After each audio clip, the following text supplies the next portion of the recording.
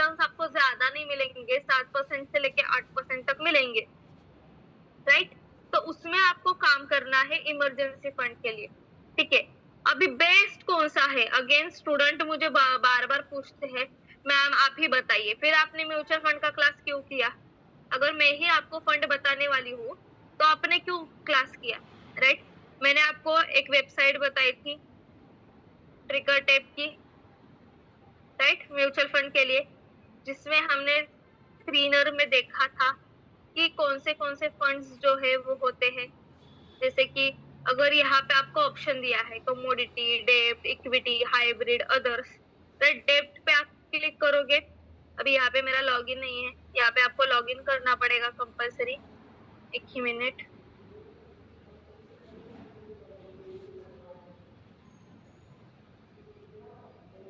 एक ही मिनट।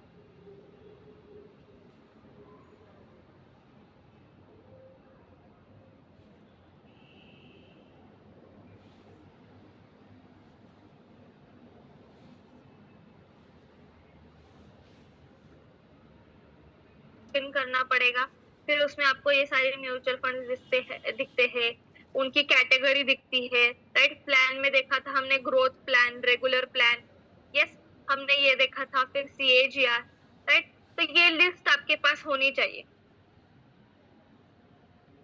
वहां पे लिखा हुआ रहता है संदीप सर, जो म्यूचुअल फंड है उसका मिनिमम अमाउंट इन्वेस्टमेंट जो आप म्यूचुअल फंड सिलेक्ट करते हो उसमें लिखा हुआ रहता है, सबका अलग अलग रहता है, क्योंकि अगर उसका NAV जो प्राइस रहती है म्यूचुअल फंड की, अगर वो ज्यादा रहेगी तो उसकी मिनिमम अमाउंट भी ज्यादा रहेगी ना।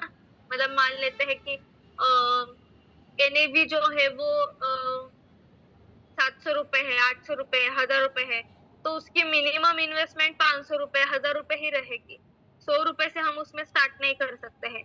अभी जैसे कि NAV अगर इसका 10 रुपए है तो उसकी इन्वेस्टमेंट अमाउंट 100 रुपए आ सकती है। यस, क्लियर है सबको? रिप्लाई कीजिए। अभी क्लियर हुआ क्या कहा मैंने? यस, तो ऐसा नहीं करना है कि NAV कम है इसलिए हमें यूनिट ज्यादा मिलेंगे तो ये म्यूचुअल फंड लेना चाहिए। अगेन ये शेयर मार्केट हुआ, जैसे स्मॉल कैप में आप कहते हो ना कि प्राइस कम है शेयर की तो ले लेते हैं और 4-5 रुपए बढ़ेंगे तो हमारा प्रॉफिट होगा, तो ऐसे नहीं करना है। ये म्यूचुअल फंड है, आपके लॉन्ग टर्म इन्वेस्टमेंट के लिए है, तो उसमें ऐसा नहीं करना है। यस संदीप सर, वहां पे लमसम भी लिखा हुआ रहता है, दोनों लिखा हुआ रहता है, मतलब मिनिमम SIP के लिए कितनी करनी चाहिए, मिनिमम लमसम के लिए कितनी करनी चाहिए, ये दोनों चीजें अगर आप ओपन करोगे तो उसमें लिखा हुआ रहता है।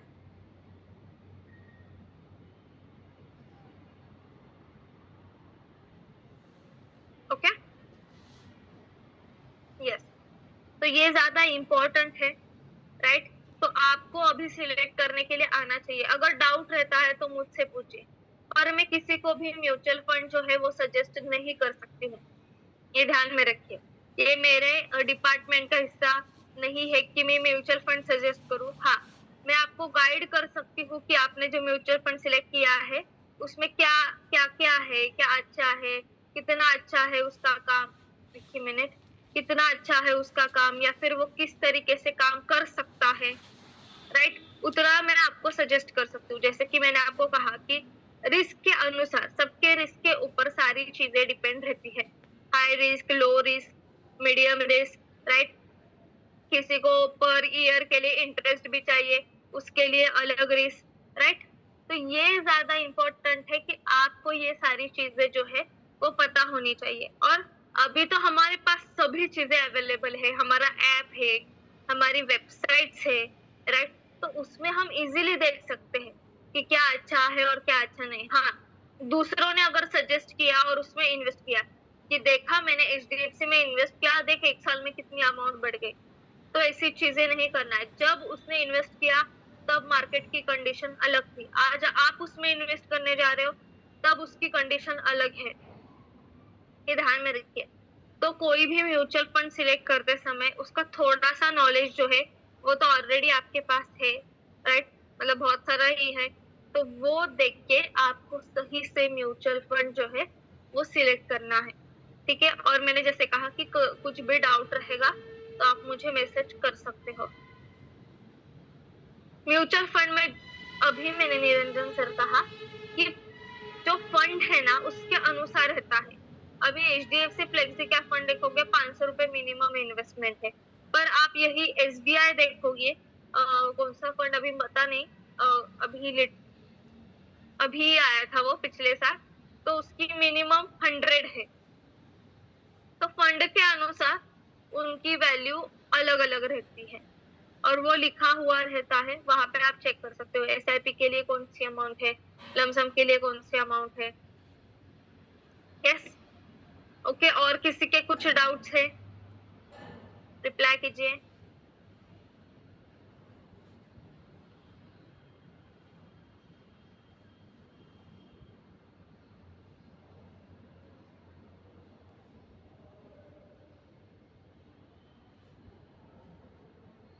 ओके, किसी के डाउट्स नहीं रहेंगे तो हम हमारे पार्ट की तरफ बढ़ते हैं। जैसे कि म्यूचुअल फंड की बहुत सारी चीजें हमने ऑलरेडी डिस्कस की है, अभी हम ETF की तरफ बढ़ने वाले हैं। मैं उसकी लिंक है ना साधना मैम ग्रुप में शेयर कर देती हूँ फिर से, ठीक है। ऑलरेडी मैंने 2 बार की है ग्रुप में शेयर, फिर से एक बार मैं ग्रुप में आपको वो लिंक जो है वो शेयर कर देती हूँ। जो मैंने अभी ट्रिकर टेप जो वेबसाइट दिखाई है उसके लिंक में शेयर कर देती हूँ, ठीक है। यस, तो जो हमारा म्यूचुअल फंड है उसमें से एक पार्ट है हमारा ETF, राइट। तो मुझे बताइए म्यूचुअल फंड में ट्रेडिंग कर सकते हैं क्या हम? यस, रिप्लाई कीजिए मुझे। ट्रिकी क्वेश्चन है थोड़ा, म्यूचुअल फंड में ट्रेडिंग कर सकते हैं क्या?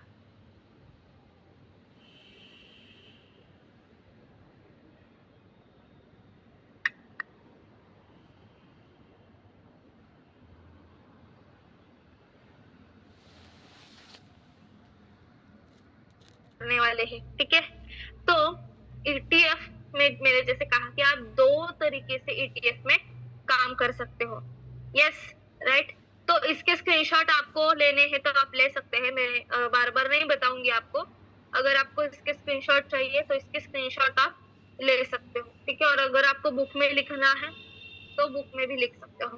तो ETF का हमारा जो कोर्स है वो 1 वीक का रहेगा, जिसमें हम बहुत सारी चीजें सीखने वाले हैं कि ETF क्या है, ETF की हिस्ट्री क्या है। जैसे हमने म्यूचुअल फंड की भी हिस्ट्री देखी, ETF का स्ट्रक्चर क्या है, क्योंकि ETF जो है 2 तरीके से काम करता है, ये मैंने आपको कहा। फिर कौन से टाइप्स है, जैसे कि हमने बहुत सारे टाइप्स देखे म्यूचुअल फंड में, राइट। इक्विटी देखा, इक्विटी में फिर से टाइप्स देखा, राइट। फिर हमने हाइब्रिड देखा, फिर डेप्ट देखा, डेप्ट में भी अलग अलग टाइप्स थे। फिर उसके बाद उस टाइप्स में किस तरीके से हमारा टैक्स लगेगा, किस परसेंट कैसे हम उसमें इन्वेस्ट करेंगे, कितना टाइम पीरियड लगेगा उसको, ये सारी चीजें हमने उसमें देखी थी। उसी तरह ये जो ETF है इसके टाइप्स इतने इजी है कि इसके अंदर कुछ नहीं है, सिर्फ एक ही टाइप्स में पूरा समझ में आता है, ठीक है। तो वो देखने वाले हैं। अभी सबसे इम्पोर्टेंट है ETF में रिस्क। म्यूचुअल फंड में ज्यादा रिस्क नहीं है पर ETF में रिस्क है। तो उसके रिस्क क्या है, किस तरीके से है, उसके एडवांटेजेस क्या है, ये भी देखने वाले हैं। फिर अभी ETF में ट्रेडिंग करने के लिए कौन से टूल्स लगते हैं, कौन से स्ट्रेटजीज लगती है, राइट, ये भी हम देखने वाले हैं। और लास्ट है हमारे ETF का टैक्सेशन। जैसे हमने म्यूचुअल फंड का टैक्सेशन देखा था, राइट, कि शॉर्ट अगर इक्विटी में करना है तो 10%, 1 लाख तक छूट, राइट। फिर अगर आपने शॉर्ट टर्म में निकाला तो 15% आपको टैक्स देना पड़ेगा, राइट। ELSS म्यूचुअल फंड है जिसमें आपको 1.5 लाख तक छूट मिलती है, पर ELSS में क्या है, 3 साल का लॉक इन पीरियड कंपल्सरी है, राइट। ये चीजें हमने देखी थी। उसी तरह ये जो हमारा ETF का कोर्स है इसमें भी हम ये सारी चीजें जो है वो देखने वाले हैं, ठीक है। तो सबसे पहले ETF क्या है, राइट। ETF है कि एक्सचेंज ट्रेडेड फंड, जो शेयर मार्केट की तरह चलते हैं लेकिन म्यूचुअल फंड की तरह डाइवर्सिफाइड होते हैं। अभी सबको पता है डाइवर्सिफिकेशन क्या है, हमने 2 लेक्चर उसके ऊपर बात की है। एक्चुअली डाइवर्सिफिकेशन क्या होता है, हमारा पैसा जो है वो एक जगह हम नहीं लगाएंगे, उसको अलग अलग जगह लगाएंगे, ताकि अगर एक में नुकसान है तो एक में हमें प्रॉफिट मिलेगा, इसलिए। ठीक है। अभी ईटीएफ में सबसे पहले ईटीएफ यानी एक्सचेंज ट्रेडेड फंड एक ऐसा निवेश साधन है जो शेयर, बॉन्ड, गोल्ड या किसी इंडेक्स निफ्टी 50 बैंक निफ्टी को ट्रैक करता है। इसमें आपका पैसा कई कंपनियों में एक साथ लगाया जाता है और आप इसे स्टॉक एक्सचेंज पर शेयर की तरह आप खरीद सकते हो और बेच सकते हो। यस, क्लियर है ईटीएफ क्या है? यस, रिप्लाई कीजिए। कंसेप्ट क्लियर हुआ सबको? ईटीएफ क्या होता है?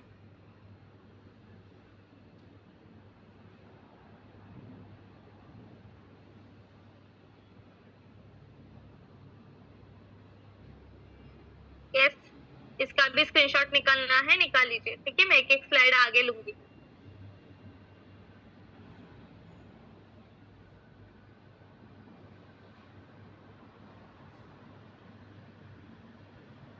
यस, ठीक है।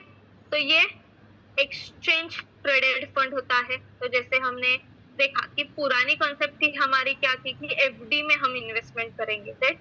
जब भी हम निवेश के बारे में सोचते थे तो सबसे पहले, आज भी लोगों का ऐसा ही रहता है कि हमारा उद्देश्य है कि कम रिस्क में ज्यादा रिटर्न चाहिए।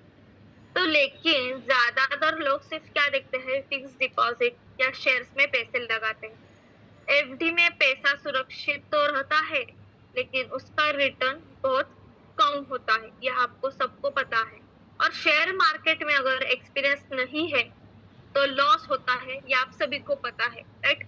अगर आप देखोगे आपके आसपास लोग रहेंगे, उन्होंने शेयर मार्केट सीखा नहीं हुआ रहता है और हमें आके बोलते हैं, अरे आज मुझे लॉस हुआ, मुझे इतना ये मिला, मुझे उतना लॉस हुआ क्योंकि मैंने डायरेक्ट, किसी ने तो कहा टेलीग्राम के टिप से ट्रेड लिया और लॉस हो गया, राइट। ये हम सुनते हैं, पर इसको उनको हम बता भी नहीं सकते क्योंकि उनका माइंडसेट ही ऐसा घुमा हुआ रहता है कि बाबा शेयर मार्केट सीखना पड़ता है, फिर करना पड़ता है। यस, ये हम उनको बता भी नहीं सकते हैं। तो ये सबसे इम्पोर्टेंट है, आपको पता है अगर शेयर में एक्सपीरियंस नहीं है तो लॉस तो है, राइट। इसी बीच एक ऐसा तरीका आया जिसमें दोनों का संतुलन बना रहे और वो था ईटीएफ, एक्सचेंज ट्रेडेड फंड, जो शेयर मार्केट की तरह चलता है लेकिन म्यूचुअल फंड की तरह डाइवर्सिफाई होता है। ठीक है, मतलब दोनों दुनिया का बेस्ट कॉम्बिनेशन है। यस, अभी मैंने जैसे कहा आपको ईटीएफ दो तरीके के लिए है, तो वो कौन से दो तरीके हैं मैं आगे बताने वाली हूँ। ठीक है, तो अगर हम ईटीएफ कहेंगे तो उसे हम क्या कहेंगे, रेडीमेड पोर्टफोलियो। मतलब क्या, ये लास्ट सेंटेंस मैंने बताया कि इसमें आप पैसा, जो है आपका पैसा, वो कई कंपनियों में एक साथ लगाते हो। अभी कई कंपनियों को शेयर्स लेना, राइट, तो ये क्या होता है, हमारा पोर्टफोलियो बनता है ना। इसलिए ईटीएफ को दूसरे लैंग्वेज में रेडीमेड पोर्टफोलियो भी कहते हैं, क्योंकि आप जो पैसे लगाते हो डायरेक्टली वो उतने कंपनी में इन्वेस्ट होता है। ठीक है, तो आपको बस एक ईटीएफ खरीदना है और अपने पैसा आप 50 से 100 कंपनियों में इन्वेस्ट कर चुके हुए रहते हो, ये ध्यान में। ओके, यस, तो ये सबसे इम्पोर्टेंट है। अगर आप, मैं आपको दिखाऊंगी कि कैसे ईटीएफ्स होते हैं। जैसे कि मैं सिर्फ आपको एक एग्जांपल लेती हूँ, निफ्टी बीज करके है हमारा ईटीएफ, राइट। तो वो निफ्टी 50 इंडेक्स को काम करता है। अगर आपने निफ्टी बेस जो है निफ्टी 50 इंडेक्स, मतलब हमने निफ्टी 50 में पोजीशन लेते हैं। ये क्या होता है, इंडेक्स में पोजीशन लेना क्या होता है, ऑप्शन में रहता है ना, हम वो ऑप्शन में करते हैं। पर अगर मुझे ये निफ्टी 50 के ऑप्शन ही नहीं करना है, मुझे उसके रिस्क ही नहीं लेना है, पर उसका अगर शेयर रहेगा तो वो मुझे बाय करना है, मतलब ऐसे लगेगा मुझे कि मैंने भी 50 कंपनियों में पैसा लगाया है, तो उसे हम निफ्टी 20 ईटीएफ ऐसा कहते हैं। ठीक है, तो इसमें क्या होता है, अगर आप उसके शेयर्स लेते हो तो रिलायंस, एचडीएफसी, आईसीआईसीआई, जितनी भी हमारी 50 कंपनियां हैं उसमें आपका जो पैसा है वो डाइवर्सिफाई होता है और उस तरीके से आपको प्रॉफिट मिलता है। मतलब मैंने जैसे आपको बेंचमार्क कहा राइट। बेंचमार्क हमने सीखा था म्यूचुअल फंड में। क्या होता है बेंचमार्क, बताइए मुझे। यस रिप्लाई कीजिए, बेंचमार्क क्या होता है। यस म्यूचुअल फंड में सिखाया था ना मैंने आपको।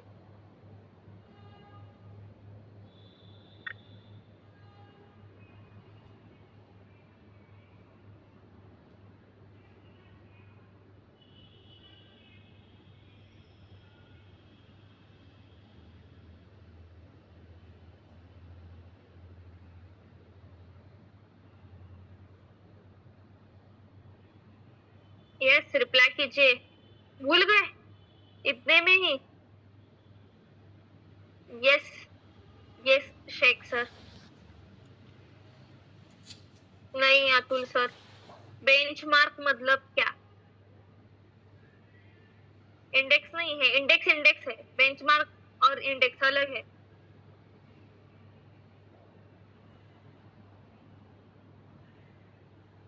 नहीं साधना मैम, रॉन्ग।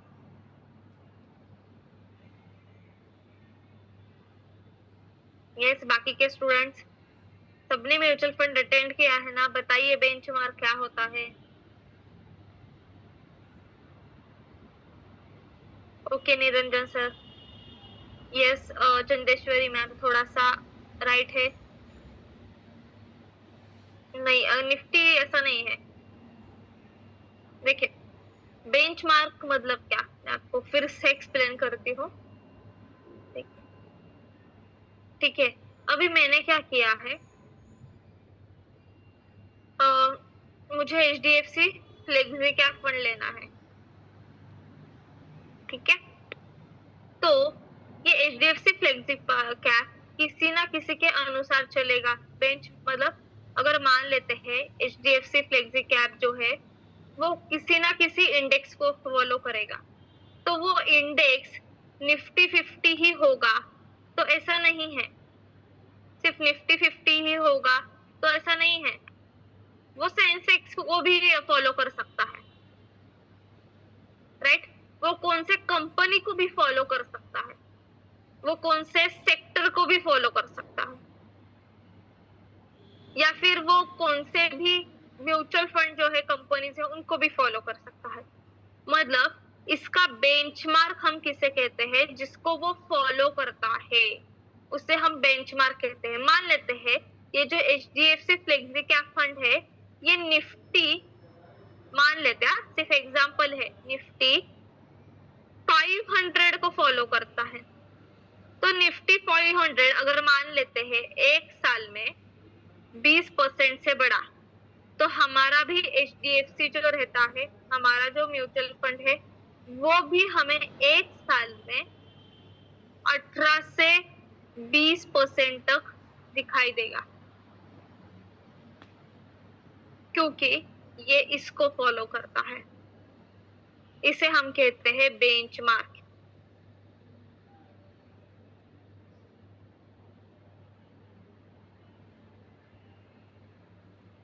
यस, किसी फंड के परफॉर्मेंस को, रैंक को डिपेंड करने वाला सिस्टम है। राइट, अभी क्लियर हुआ। मतलब फॉलो करना मतलब बेंचमार्क। HDFC फंड जो है वो निफ्टी 500 को फॉलो करता है।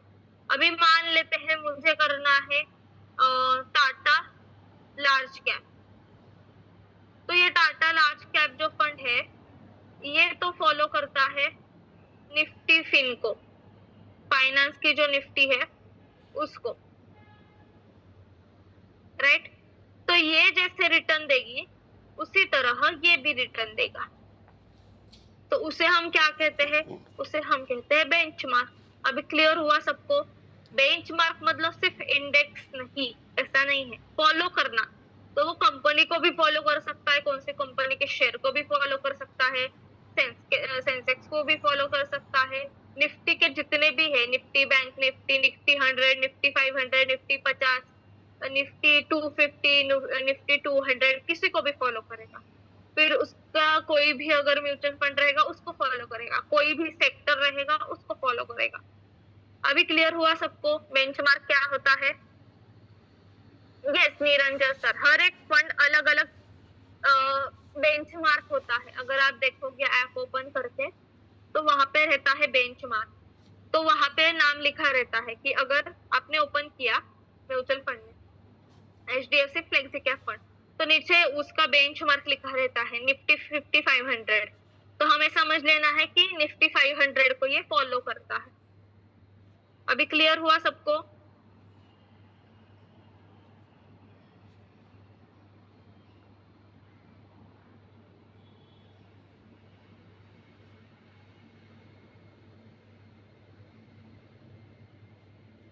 ओके,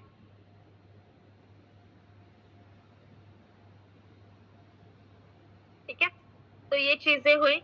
उसके बाद हमारा नेक्स्ट टॉपिक है कि ETF कैसे काम करता है। सबसे पहले ETF चलाने वाली कंपनी को क्या कहा जाता है? Asset management company, AMC। जिसे हमारे स्टॉक एक्सचेंज है, राइट, NSE BSE, वहां से हम क्या करते हैं? शेयर्स लेते हैं और बेचते हैं। पर ETF का एक अलग पार्ट बनाया गया हुआ है, वो है AMC। अभी AMC मतलब क्या? एसेट मैनेजमेंट, ठीक है। और इसमें क्या होता है एसेट मैनेजमेंट में? उसके बाद देखिए, AMC इंडेक्स के अनुसार एक बास्केट बनाती है, यानी जो इंडेक्स फॉलो करना है उसी के शेयर्स को ETF के अंदर रखा जाता है, ठीक है। ये भूल जाइए, बहुत बड़ा सेंटेंस है, मैं शॉर्टकट में आपको बताऊंगी, ठीक है। तो कोई भी, जैसे कि हम क्या करते हैं, देखिए, हमारी कंपनी पहले सेबी की तरफ से अप्रूव होती है, फिर उसको क्या किया जाता है? हमारे तरफ लाने के लिए IPO लगाते हैं, फिर वो NSE BSE में आता है। क्लियर हुआ इतना? बताइए मुझे।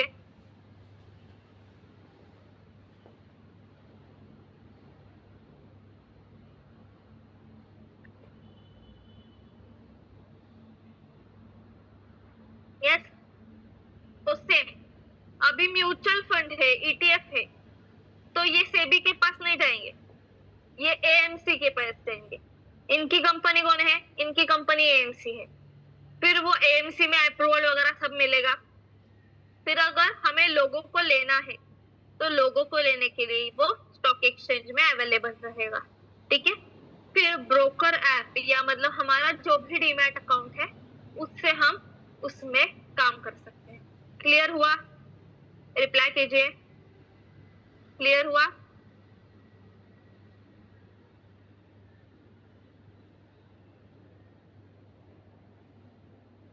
Yes, okay. इसमें हम सेबी को नहीं रखेंगे, सेबी सिर्फ हम किसके लिए रखेंगे? शेयर्स के लिए रखेंगे। अगर ETF रखना है तो AMC, asset management company, okay. फिर वो उसके पास रहेगा, फिर वो हमें NSE BSE में देगा ट्रेड करने के लिए या फिर म्यूचुअल फंड करने के लिए। और फिर वो जो हमारा डीमैट अकाउंट है उससे हम उसे खरीद भी सकते हैं, ओके। तो ये सिर्फ सिंपल काम रहता है, ETF कैसे काम करता है उसका। अभी investor use ETF broker app में हम रियल टाइम में उसे खरीद सकते हैं। ETF की प्राइस हर सेकंड में बदलती है, जैसे किसी शेयर की प्राइस बदलती है उस तरह। एग्जाम्पल, अगर निफ्टी 50 बढ़ता है तो निफ्टी 20 की प्राइस भी बढ़ती है। अगर निफ्टी 50 गिरता है तो निफ्टी जो हमारा 20 है उसकी भी प्राइस, ETF की प्राइस भी गिरती है।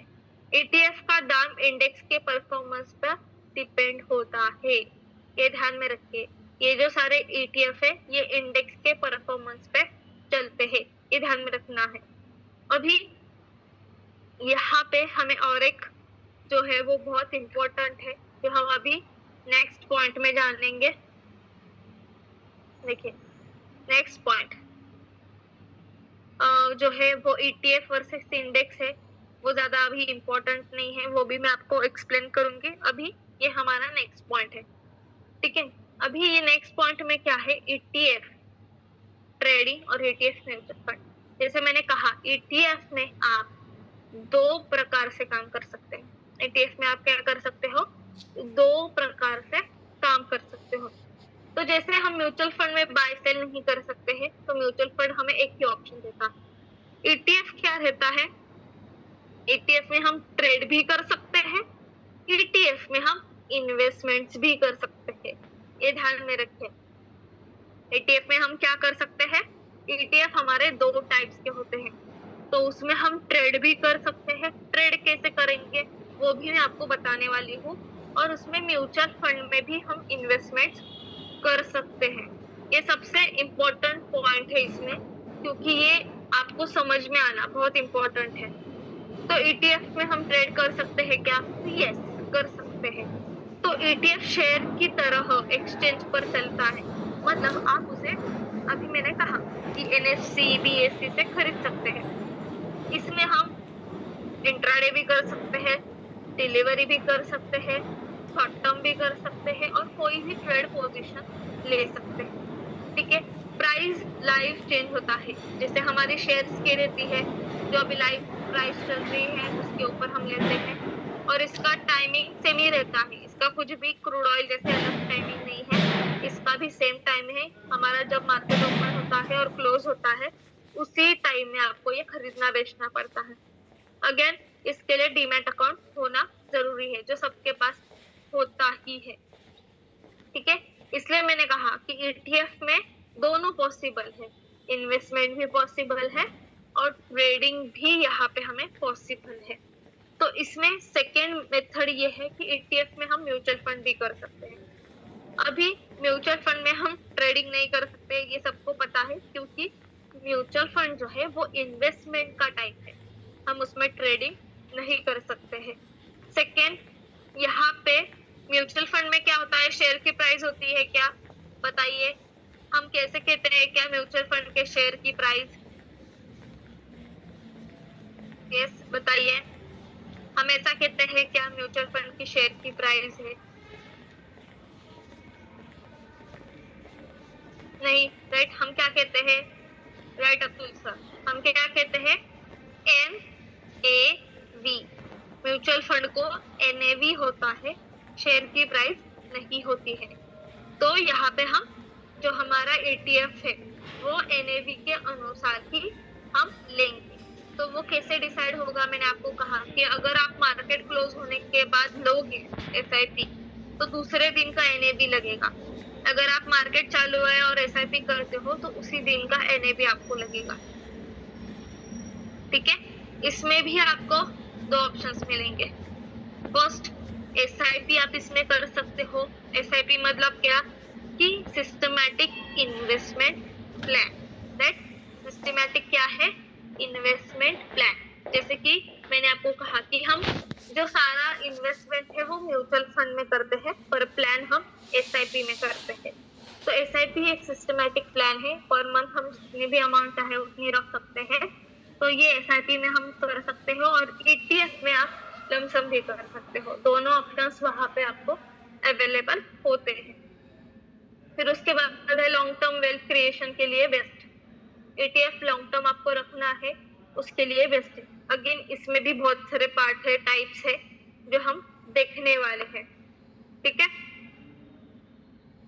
यस, तो ये जो पॉइंट है ये सबसे इम्पोर्टेंट है, क्योंकि ETF में बहुत लोगों का कंफ्यूजन चलता है कि मैम ETF में ट्रेड करना है तो कौन सा शेयर लेना चाहिए, मैम ETF में इन्वेस्टमेंट करनी है तो कौन से शेयर्स में करनी चाहिए। तो आपको अगर इन्वेस्टमेंट करनी है तो आप म्यूचुअल फंड सिलेक्ट कीजिए ETF का, राइट। और अगर आपको शेयर्स लेने हैं ETF के, तो आप बेस्ट है, आप अपना जो स्टॉक एक्सचेंज है, ट्रेडिंग व्यू है, उसके ऊपर जाके चेक कीजिए, और वहां पे आप बाय और सेल जो है वो कर सकते हैं। जैसे कि अभी देखिए, हम यहाँ पे ट्रेडिंग व्यू पे देखते हैं।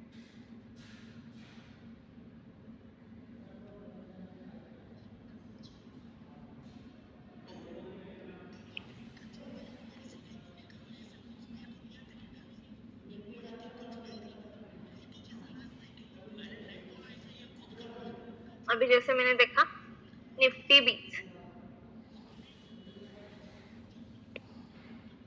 देखिए निप्पॉन इंडिया ETF निफ्टी 50। ठीक है। NSE इसमें भी होता है, NSE और BSE, ये ध्यान में रखना है। तो कंपलसरी कौन सा लेना है? NSE लेना है। ठीक है। तो ये देखिए, ये हमारा 1 डे के टाइम फ्रेम पे है। अभी हम अगेन दूसरा ट्रेडिंग व्यू ओपन करते हैं, और यहाँ पे हमारा इंडेक्स ओपन करते हैं निफ्टी 50।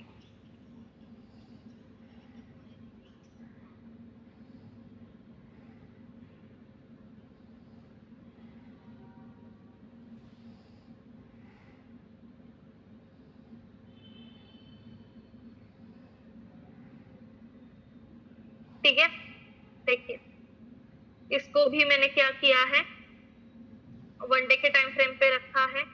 ये दिख रहा है ना सबको, स्क्रीन विजिबल है ना? रिप्लाई कीजिए, स्क्रीन विजिबल है सबको? चार्ट ओपन किया हुआ दिख रहा है? ओके, तो ये फर्स्ट वाला जो यहाँ पे है ना ऊपर, ये हमारा निफ्टी 20 है, यहाँ पे लिखा है निपॉन इंडिया, और सेकेंड वाला इंडेक्स।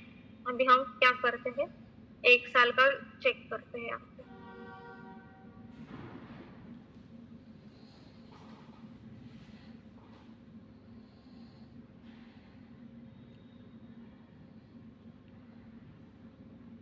यहाँ से यहाँ तक,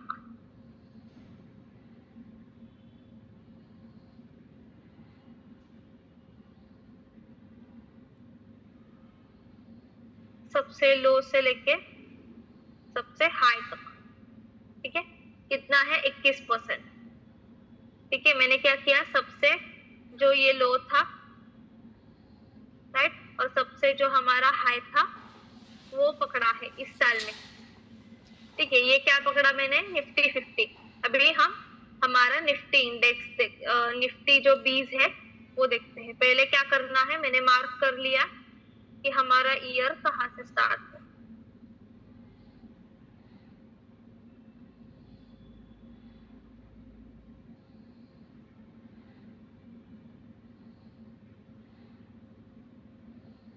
ठीक है, अभी यहाँ पे मैंने क्या किया, जो प्राइस रेंज है सबको पता है, हम यूज ही करते हैं ये,